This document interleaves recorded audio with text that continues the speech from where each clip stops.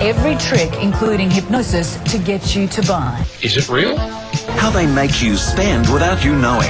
They're the newest forms of advertising, but how ethical are they?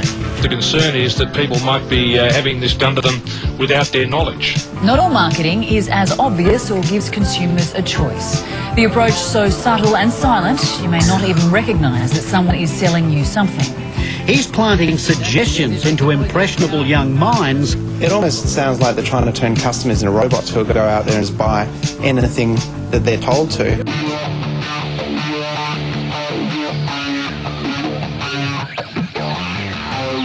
Edgy streetwear brand GolfPunk is deliberately antagonistic. Their anti-everything attitude appeals to juvenile delinquents and adrenaline junkies. Their communications needed to reflect this controversial, you don't get it and we don't care positioning.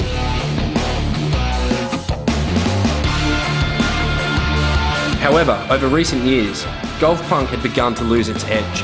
We identified a controversial topic that we knew would resonate with our audience.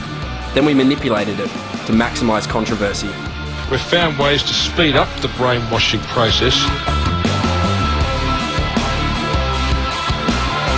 Based on this insight, we created Hypno-Marketing, a new marketing technique from the US, which hypnotises consumers to become brand advocates for life. We created a deliberately lo-fi website at www.hypnomarketing.biz, where we explained the concept and invited people to participate in a hypno-marketing session.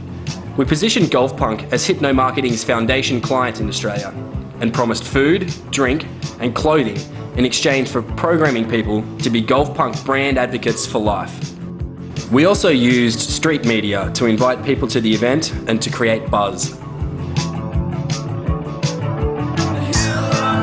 Hypno-Marketing was fronted by an unknown actor. We gave him an American accent to increase his credibility in the Australian market. What we'll see here is that normal people actually fall in love with a certain brand and love it forever. I'm very excited to say that we have GolfPunk, the first brand in Australia to have harnessed the powers of hypno-marketing.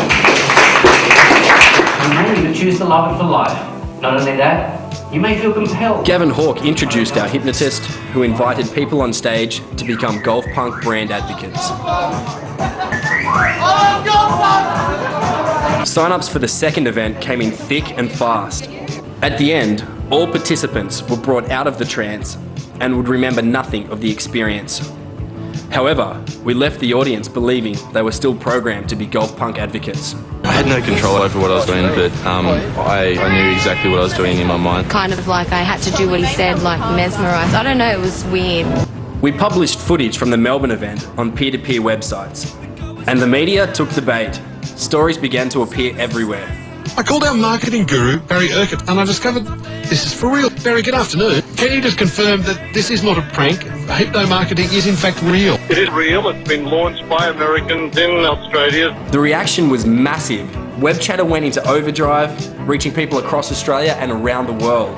Primetime TV show Today Tonight featured a lengthy segment on hypno-marketing. Hypnosis is the power of suggestion. It's concentrated attention and the power of suggestion, so advertisers are using it all the time. Hypno-marketing lures young people along to their shows on behalf of a client with the promise of free food, clothing, and you guessed it, Free food and booze.